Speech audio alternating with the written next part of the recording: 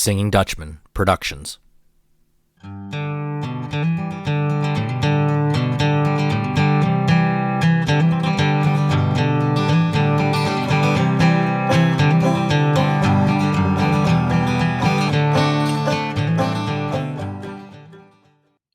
Hello and welcome to Doug's Front Porch, a podcast where I get to sit down with friends old and new and have honest conversations.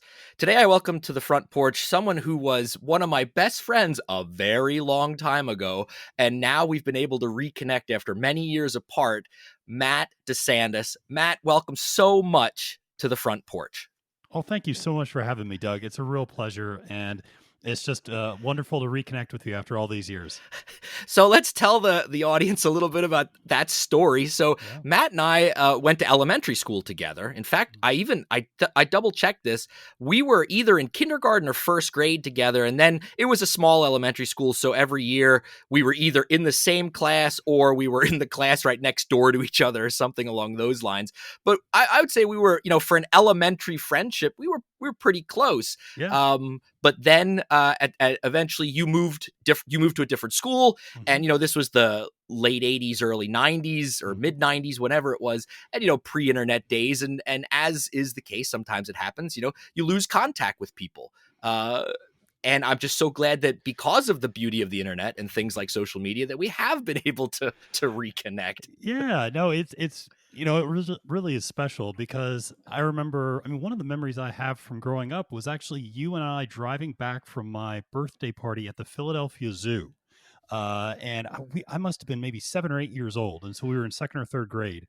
And I just remember you and I and my parents, I think they were driving a Bronco, in my parents' car, driving back from the zoo after a day together. And no, we had a wonderful friendship. And I love Schuylkill Valley, where we went to elementary school. And, the reality is I only moved one district over. But at that time, I might as well move to Kansas. And it was, because it was 1990.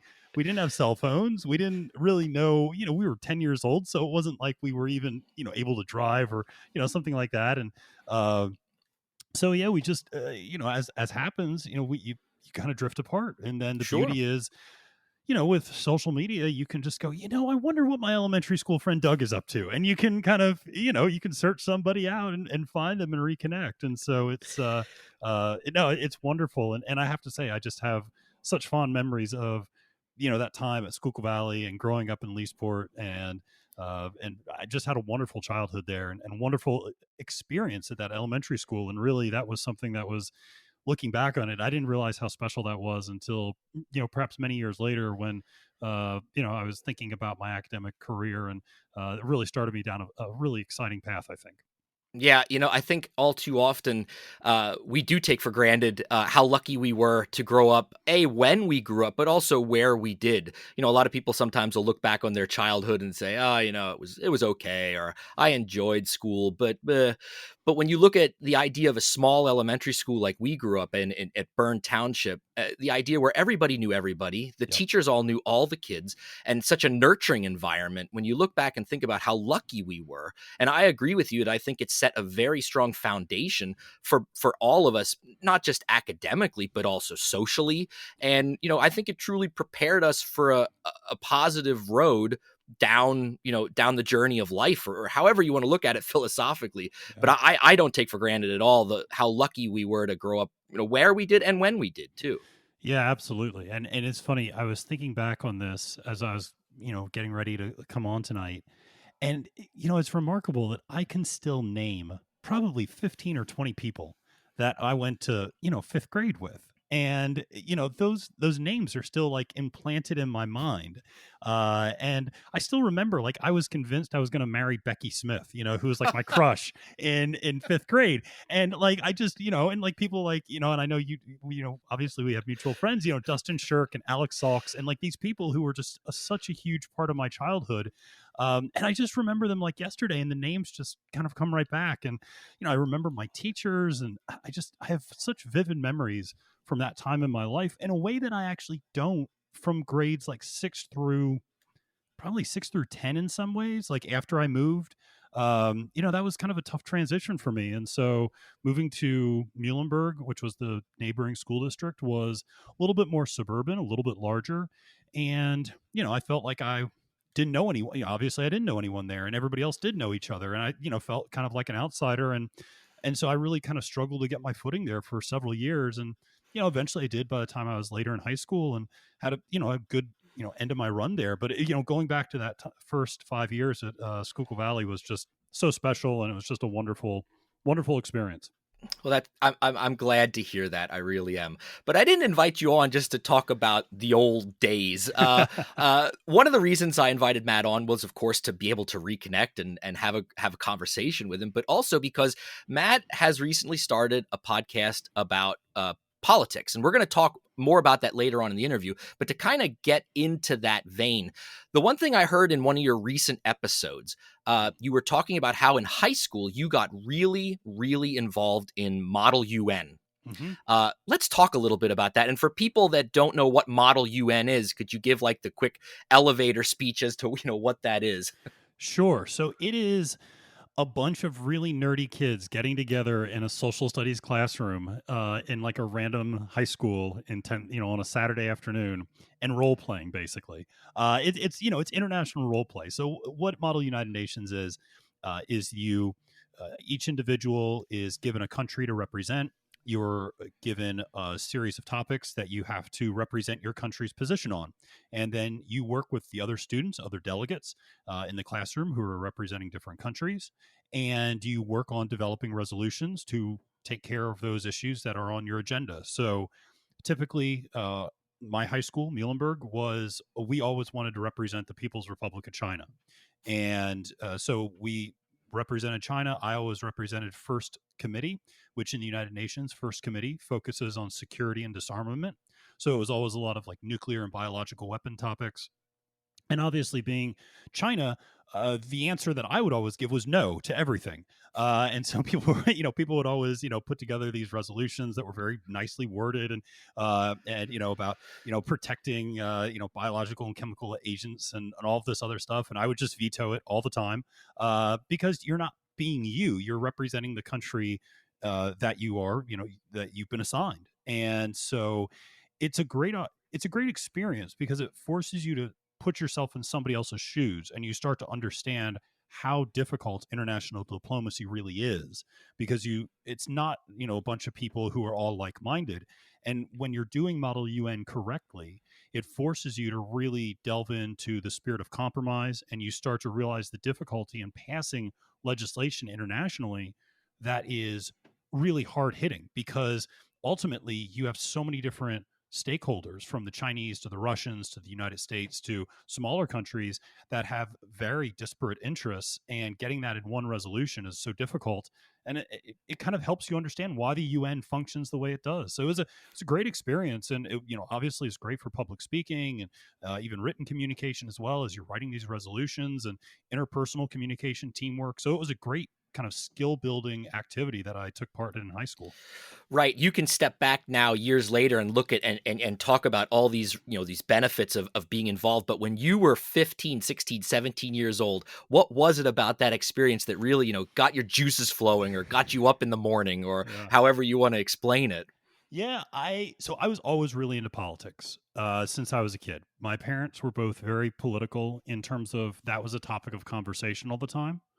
And I was an only child through my parents' marriage. And so I think when you're an only child, or at least in my household, my parents never, I don't want to use this pejoratively, but they never dumbed down the conversation at the dinner table.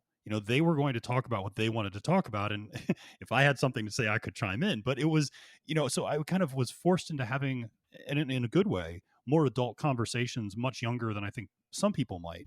And so I was always really interested in politics. And I got really drawn into studying international diplomacy. I had some really good social studies teachers growing up, and just was always kind of engaged in that. My grandfather, my dad's father, was always really prompting me to look more deeply into politics. My cousins like to tell a story that one time we were in Hilton Head, South Carolina, on vacation, and they came to where we were staying with. I was with my grandfather, and they wanted to know if I could go to the beach. And I said, no, I'm watching C-SPAN with Grandpa. And and so that was the type of kid I was. Like I was kind of a little bit nerdy in that regard, and I just really love that stuff. And through UN, I got really drawn into international diplomacy. So for me, it was both the topics that were interesting to me in terms of military disarmament and those types of issues, and then it was also the idea of who was going to win. I mean, that's a very kind of, I think, a very teenage perspective to have. Mhm. Of I wanted to win essentially, and not win a competition or win an award or something like that, but within the committee, I wanted to make sure that my point of view was the one that ended up winning the day in that committee, and I wanted to make sure that I did the best job possible representing my country's point of view. And so those were the things that really motivated me, growing up. And then as you kind of get better at this, you start to see those other benefits that I mentioned earlier. But that was really what kind of got the juices flowing for me, was just a love of politics, and then also being surrounded. That was the cool part, was Muhlenberg had a very active Model UN club, and to be surrounded by 10 or 15 or 20 other like-minded people was just really cool, to find people who also were really interested in politics and international diplomacy, and to know that you're not the only weird kid in school. It was a nice feeling. I'm sure. I'm Yeah. sure. So high school's over. You decide to go to college, and you follow this love of politics, and you get degrees and advanced degrees in that, and then eventually you find yourself teaching some Mhm. political science courses at the collegiate level. Can we talk a little bit about that? Mhm. Why? And I'll also throw this back to like K-12 too. So you've taught at the higher ed level, but you have a strong grasp on the pulse of K-12, having Mhm. grown up in the system and all that. Why, in your mind, is the teaching of governments or civics important in America right Mm. now? Yeah, that's a great question. And it's something where that became very evident to me very early on in my teaching career. So you're right. I went to undergrad and grad school, and got my degrees. And my first teaching job was at the University of Texas at El Paso. And one of the little known things, and I think this is still true, but I know it was certainly true at the time that I was teaching out there in 2007, was that if you lived in the province of Chihuahua, Mexico, which is the province where Ciudad Juarez is, and it's just right across the border, they're just the other side of the Rio Grande. If you lived in the province of Chihuahua, you could go to the University of Texas at El Paso for in state tuition cost. So, because of that, about a third of my students in American government actually immigrated from Mexico every day to take class. And that was kind of a surreal experience. But you started to realize that the overwhelming majority of students at UTEP are first generation college students, and this is their opportunity to raise themselves from their parents' situation and potentially better it. And so it was really incumbent upon me to help them not only understand government and critical thinking, but to help them understand the way the United States functions, because a lot of them were native, they were residents and citizens of Mexico. And so helping them understand the complexities and the nuances of United States politics was so critical. And then the other, component of that is, when I later on in my teaching career, I spent about 6 years teaching at Guilford Technical Community College in North Carolina. And most of my students there were not political science majors or not interested in becoming political science majors after they transferred. They were taking my class for general education credit. And so I would always kind of ask them to do a general civics, quiz at the beginning of the semester just so I could get a sense of where they were.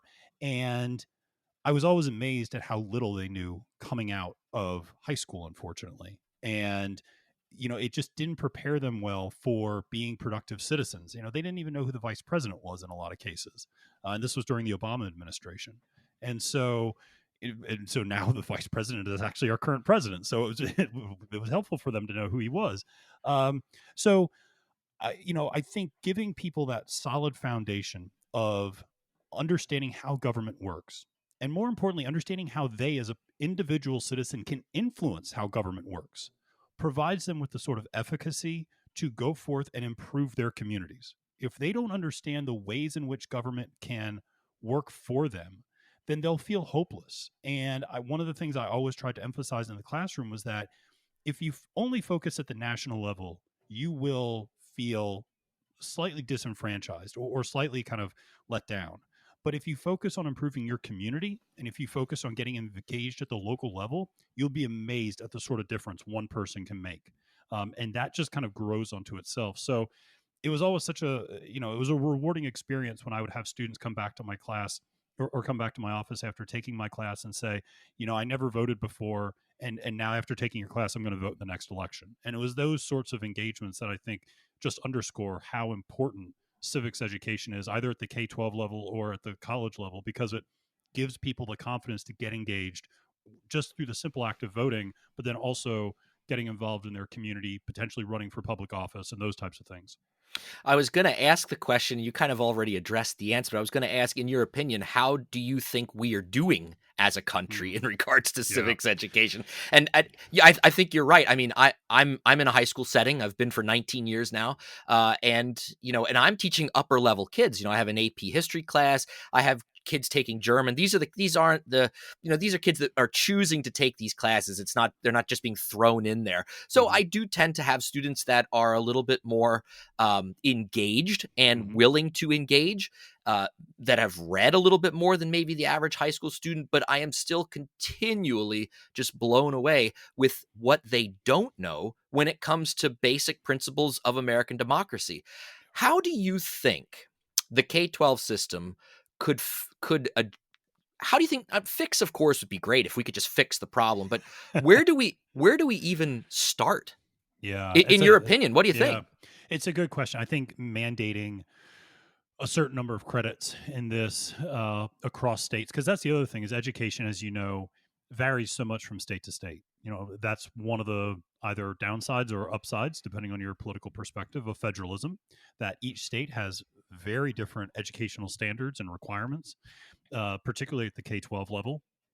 But I think having some sort of national standard for saying, listen, every high school student has to take X number of credits or X number of years of a civics course or a social studies course. I think that's the other part is, what actually gets taught in some of these courses in terms of Mm. the content is also something I think that's interesting. Do you teach kind of generically social studies, or are you actually teaching civics, or are you teaching kind of political theory? Because I remember taking government in high school and we read like John Locke, which I mean, listen, I'm a nerd. I love John Locke. I mean, that was great.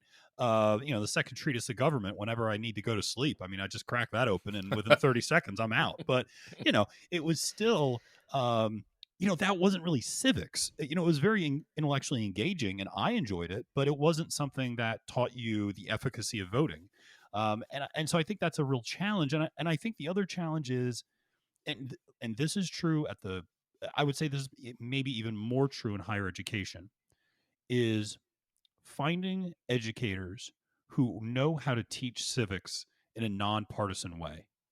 I, And I I'm glad you said that because it's one of the things that I'm going to follow up. I'll let you go here, but yeah. that's one thing that I struggle with a lot. And also from my perspective, you can touch on this too.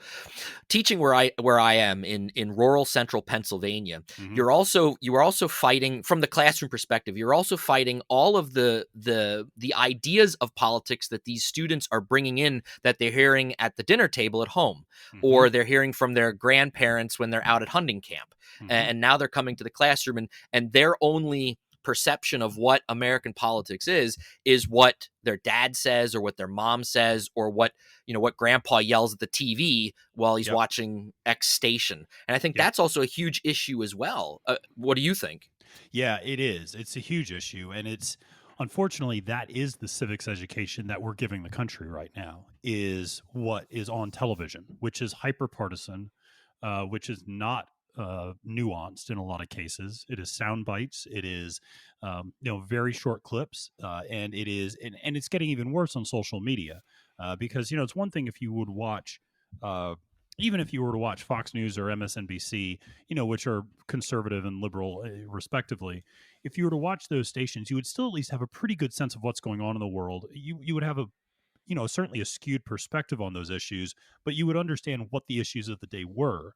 Um, but unfortunately, with the way that media is being consumed now in social media, you really can just kind of go down a rabbit hole, and that's where you see, not to jump too far afield, but that's where you also see the focus on conspiracy theories and things like that. I mean, I remember I don't even before all the QAnon stuff, I used to have students who loved writing about the Illuminati in my government class. And I was like, guys, the Illuminati is not controlling everything. Like, you have to understand, like, people are really terrible about keeping secrets. And the idea that like thousands of leaders in higher ed, in our government are somehow plotting these things, like, it's just not going to happen. Somebody would talk to the New York Times within the first 20 minutes of this plan happening. Yeah. Um, and so I think it's a huge issue that unfortunately civics is marred a lot of times by people bringing their perspective into the classroom. And I think that one of the things I would try to do in my class was always to say, I'm not here to make you think one way or the other. I'm here to make you think critically. But I don't, if you're a liberal or if you're a conservative, that's fine with me. I don't want to change necessarily the way you think in terms of those issues, but I want to present to you a kind of unfiltered version of what are the structures of government, how can you impact those, and to give you a perspective of why different groups of people think the way they do. And I would always tell them, I said, political ideologies, there's a certain kind of Darwinian nature to them. Bad ideas tend to drop by the wayside pretty quickly. The fact that we have two general perspectives in America and have had two general perspectives for decades, really going back, if we want to mark kind of the liberal progressive ideas going back to maybe even Teddy Roosevelt and Franklin Roosevelt, and kind of the modern conservative idea, even, through Barry Goldwater in the 1960s. We've had these for decades. They're sticking around for a reason. There's good points in both of them, and I'm going to talk to you about them, and I'm going to provide different examples of those. And I think providing that sort of nonpartisan perspective on government helps get those students to buy into the fact that, okay, this person's not trying to change the way I think. This person's also not attacking the way my parents think or my grandparents think. They're not trying to make me feel bad for who I am or for my perspective. They're just trying to illuminate how other people might think, and in the process of that, maybe I look at something differently too, and that's great if you change your mind, and for good reasons, wonderful. However you decide to change it. So I think being able to put teachers in the classroom, being able to put professors in the classroom who can teach civics and government in a socially responsible way, I think is just so critical. And unfortunately, I don't see a lot of it, and I see problems on both sides, where I see people with very conservative agendas coming in and teaching a certain way, and people with very liberal agendas coming in and teaching a Yeah. certain way. And I think that it just goes to undermine the credibility of their classroom and the credibility of that type of education. Sure. Well, let's talk a little bit about your podcast, because this is exciting. It really is. Let's tell the audience. So you started a podcast called From the Swamp to the Swamp. All right. So tell us a little bit about the name. Where did that Yeah. come from? Sure. So I did my graduate work in political science at the University of Florida, which is the home of the Swamp for the football stadium. And now I work at George Mason University in administration, but that's in Northern Virginia, which is right outside Washington, D.C., which is the other swamp. So I've gone from one swamp to another swamp, and so hence the name of the podcast. So what made you decide I'm going to start a podcast and I'm going to talk about politics? Yeah. I mean, I understand why you chose the topic you chose, of course, but what made you go down the road of starting a podcast? Yeah, it's a good question, and it's an interesting answer. So the genuine answer is my younger brother. My dad got remarried and has two children through that marriage, and so my brother and sister are much younger than me. My brother's 24, my sister's 26. But about a year ago, my brother got this idea that he wanted to start creating content, podcasts, YouTube feeds, that sort of thing. But he didn't really know who to talk to about, doing those sorts of things. It wasn't that he wanted to be in the content itself. He just wanted to kind of produce and edit and get the experience of creating something from the ground up. And so because of that, he started soliciting our family basically. And so I remember just being on Facebook one day, and all of a sudden I saw my stepmom had a YouTube channel for a cooking show, and I was like, "What is this?" And then next thing you know, like a couple weeks later, my dad started a podcast, and I was like, "What is going on?" Like, so I remember reaching out to Nathaniel, my brother, and saying, "What's going on with this?" And he's like, "Oh yeah," he's like, "I'm trying to create like a brand. I'm trying to create something," and after a little while, I said, "Well, if you want me to do something, I'd be happy to do it and help out." And it actually coincided with me moving to Northern Virginia. And so I thought, it's a great opportunity. It was right before the presidential election. And so it really started as a way of helping my brother out a little bit and helping build this, vision that he has for building a podcast empire. So that's why I started doing it. And then I thought to myself, what am I qualified to talk about? And there's a pretty limited amount of things. And so, politics was the focus. But it's been a great opportunity. It's been a great experience. I enjoy doing it. I do a weekly podcast where I kind of break down the political stories of the day and provide people with I think a deeper perspective or understanding of certain issues and topics, and try to highlight some of the stories from around the country and around the world. But then I also do a weekly podcast that's a little bit similar to this in terms of interviewing people that I know in higher education, and who are policymakers, politicians, journalists, that sort of thing. And that's been a lot of fun too. So it's been an incredibly rewarding experience, and it's actually brought my family, I think, a lot closer together, because I now talk to my brother, like at least 2 or 3 times a week about different things, and he'll occasionally, call me up and start pitching ideas. And I'm getting paid $0 for this, but it's still a lot of fun. And so I joke with him sometimes of like, I do have a full time job that I have to do, and so he's like, yeah, but if you could record this as well, I'm like, yeah, I got it, I'll do it. But it's been a blast. And so yeah, we have a lot of fun with it. And now my sister actually started a podcast as well, so it's been a lot of fun. So I'm going to give you my reaction first. Yeah. I haven't listened to every episode, but I've listened to almost all of them. And the one thing that I really, really appreciate about how you do what you're doing is that, in my opinion, you are truly providing a non-biased, uh, description of what's going on. I think I look at your episode that you did on the attack on the Capitol building on January 6th. That episode, I had one of those NPR driveway moments where I was listening to it in the car, and I got to a place where I was supposed to get out and do something, and I couldn't. You Oh. had me riveted when you were making, the analysis that you were giving from your perspective, Mhm. of that single event. And I really appreciate. I just listened to your one on education Yeah. yesterday or this morning, and again, you had me sucked in. And yeah, I'm a political science kind of junkie too, and a history nerd. Mhm. But what I will say that I really think that even someone that has zero background in politics, or maybe has always been turned off by politics because they can be a nasty thing, especially in the world that we're living in right now. I would say that your podcast, I've recommended it to a lot of friends of mine already. I think you're doing a really great job in just how you're doing what you're doing, but also you're providing a service. You are educating, anybody that downloads that, because I don't, you're not getting the Fox News, and you're not getting the MSNBC. I Mhm. really feel you're providing or at least you're trying to provide a non-biased approach description of what's going on.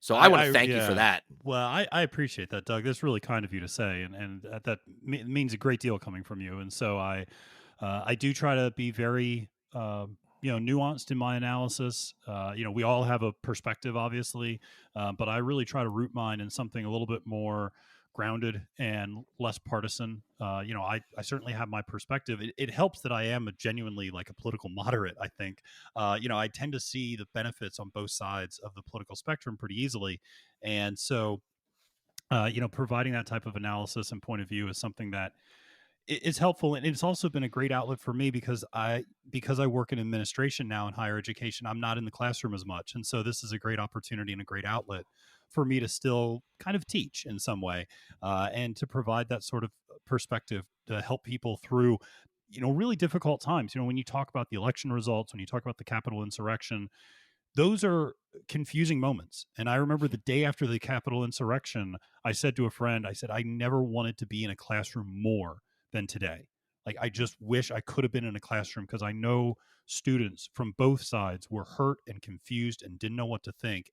And I wanted to help them sort through that, and to help them understand why this happened and why this is a big deal, and how we can combat these sorts of things, and how we can fall prey to these types of things so easily. And so, trying to provide that perspective, and trying to be nuanced and balanced with my approach, but still allowing for my point of view to come through, is something that I really try to put a lot of thought into every week. So I appreciate your Well, comments. it absolutely I think you're achieving your goal Yeah, 100% in thank my you. opinion as a listener. But I'm gonna have you put on your hat right now, and I want to Okay, throw some quick questions at you in regards sure, to politics in America right now.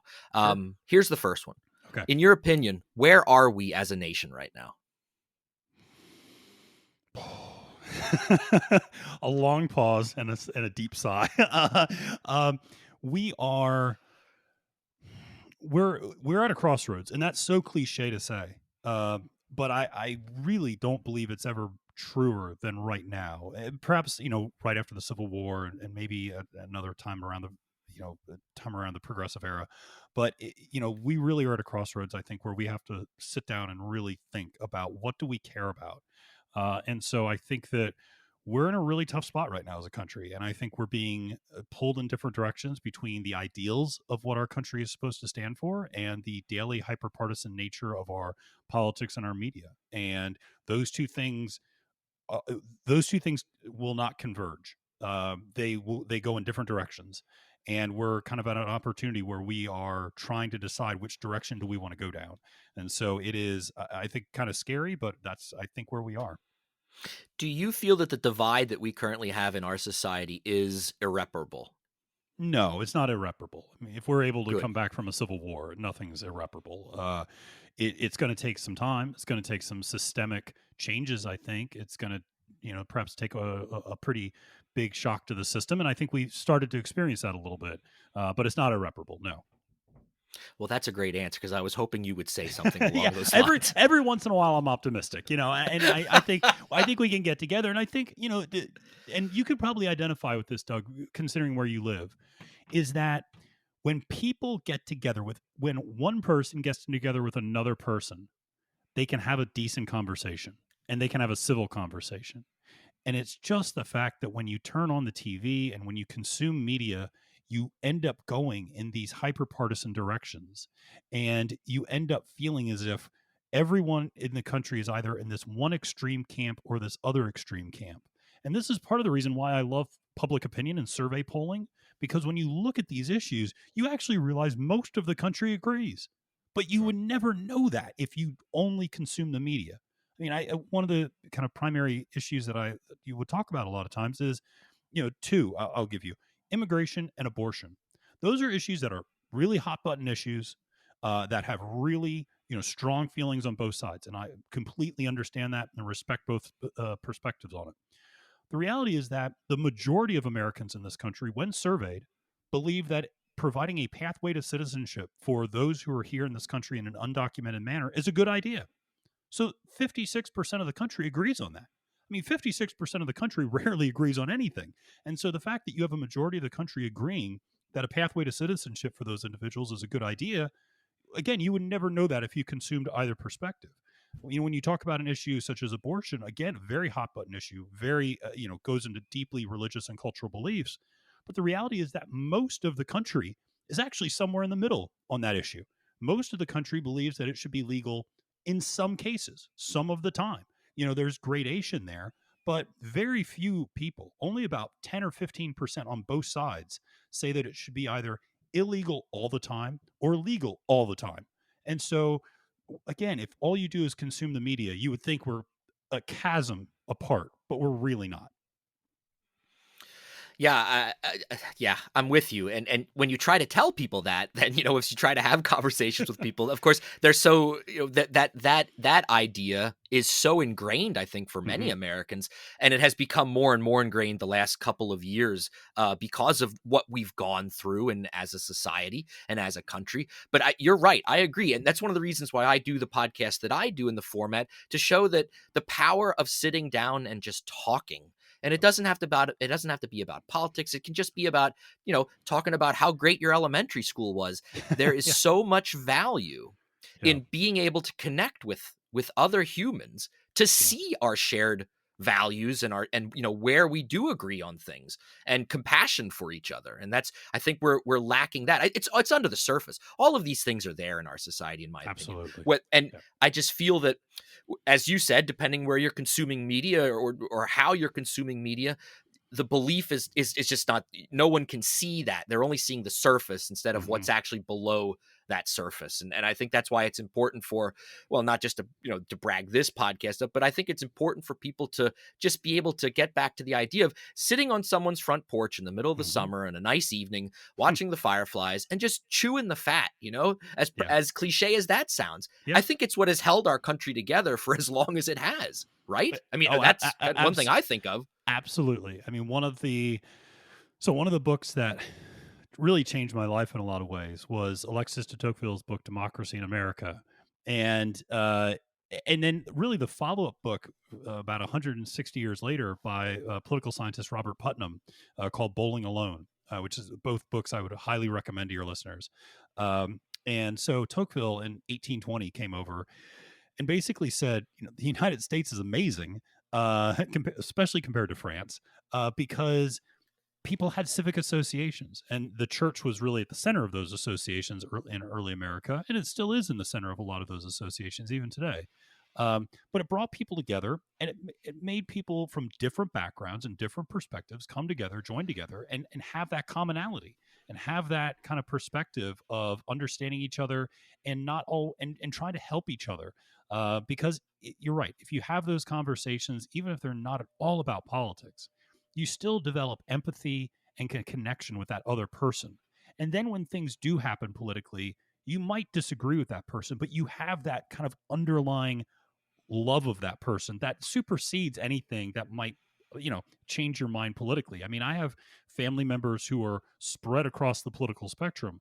We have deep disagreements about different policy issues. I love all of them very dearly, and that is not changing. And so having that kind of connection with each other is so important. And Tocqueville identified that in 1820. And the reason I also mentioned Putnam's book Bowling Alone is kind of the fact that we've lost some of that a little bit. Some of those civic associations are starting to decline, and with that, I think you can end up with that hyper partisan nature and people falling into different camps.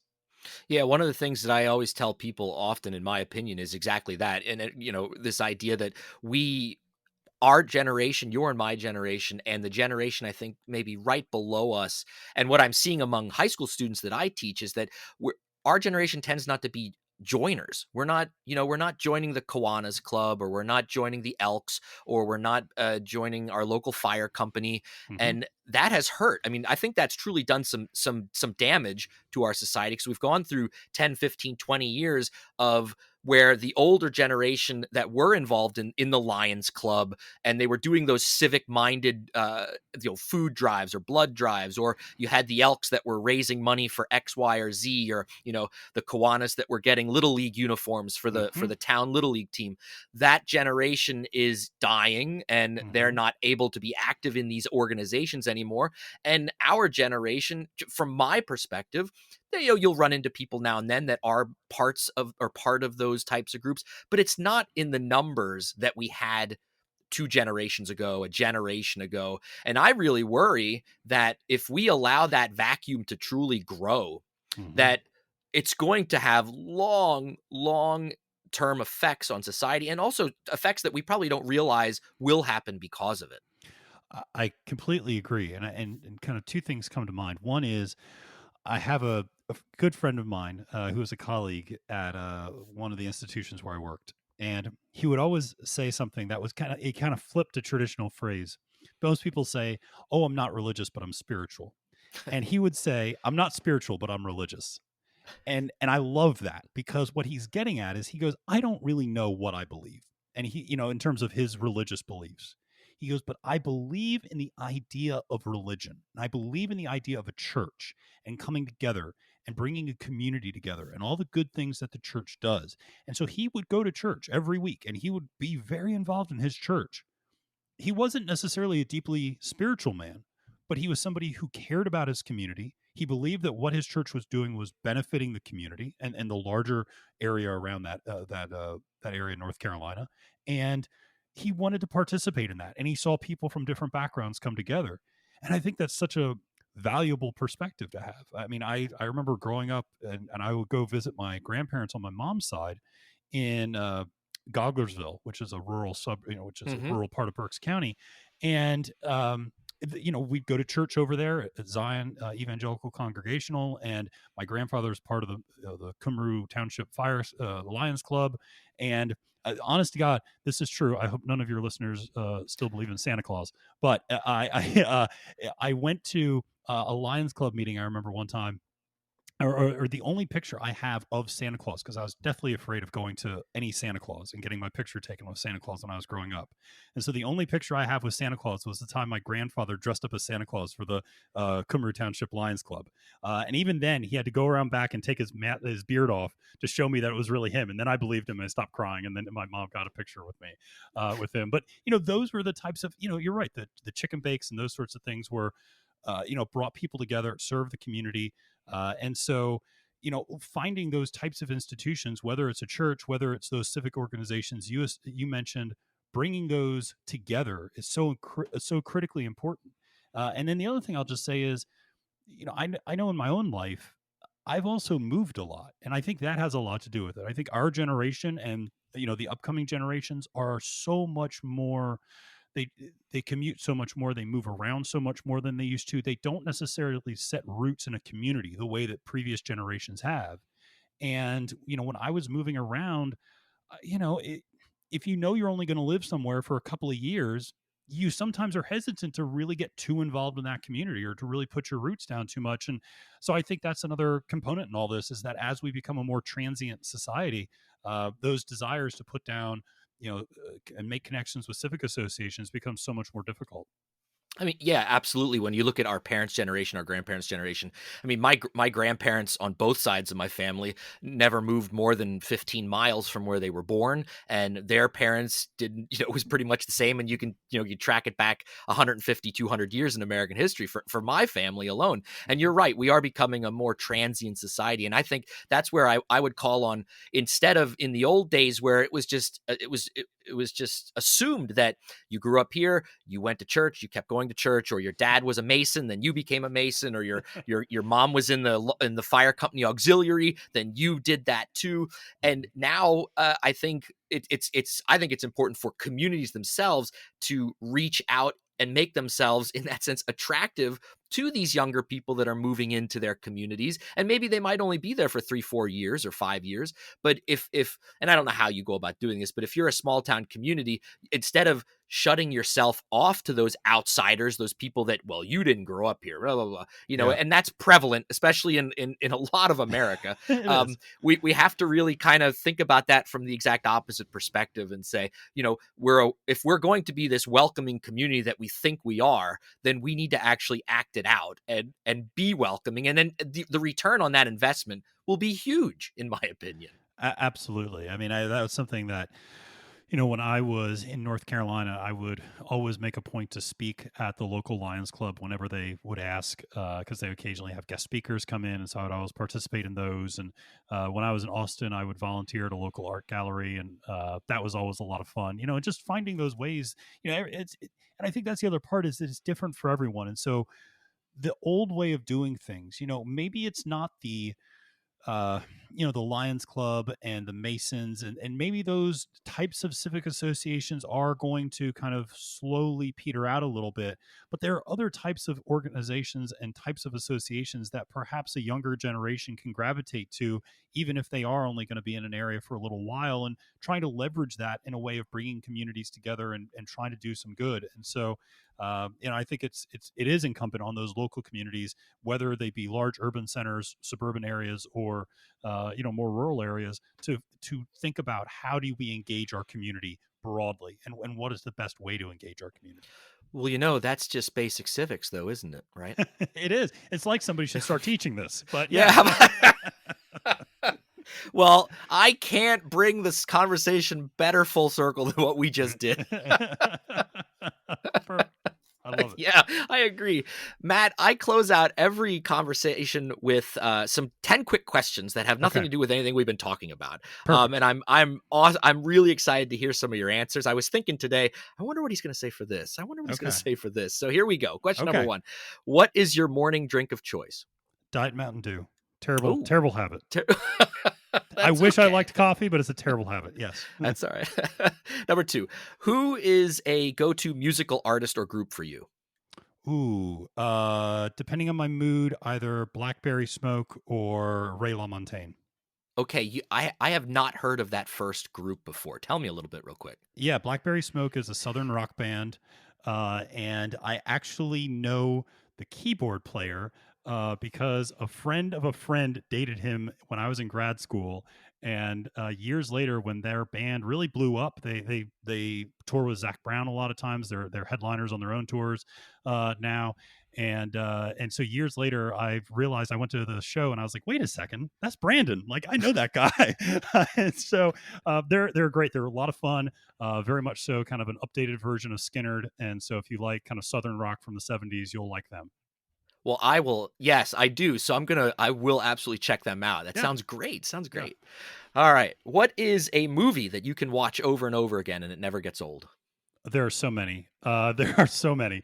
Okay, I can't pick right now between the two, so I will say either Gladiator or Lord of the Rings: Fellowship of the Ring. Okay. So it's not Mr. Smith Goes to Washington. No, which, honest to God, I'm going to admit this on the pod. I've never seen that movie from beginning to end.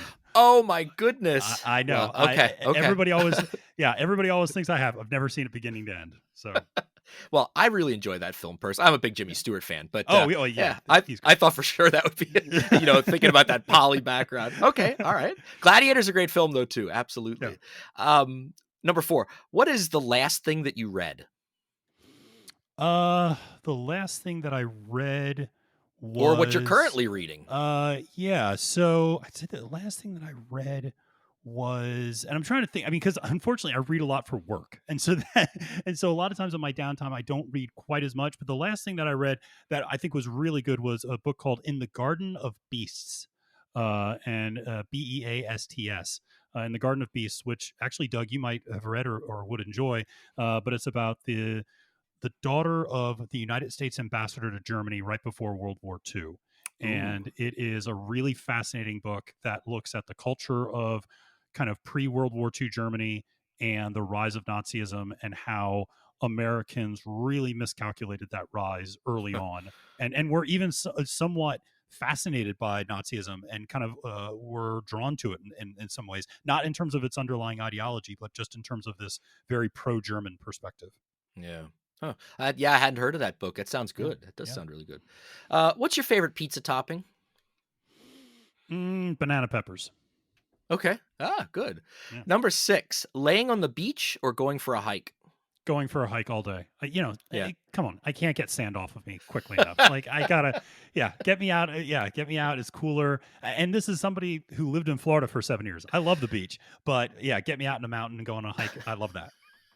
Okay. All right. Number 7, you have invited me over for dinner. What Mm. are you making? Probably like stuffed poblanos or breakfast tacos, like something along those lines. I really like making Mexican food, so something like that. Yeah, if you lived when you I guess you learned all of that living down in Texas when you were down there, huh? And Y- exposed to all of that good stuff. Yes, El Paso and Austin both have great culinary scenes, and yes, breakfast tacos is like a morning ritual of mine over the weekends. And then yeah, stuffed poblanos are just it's comfort food, so I love it. Yeah. Good. Number 8, where is a dream vacation destination? Spain and Portugal because I've never Oh, been there.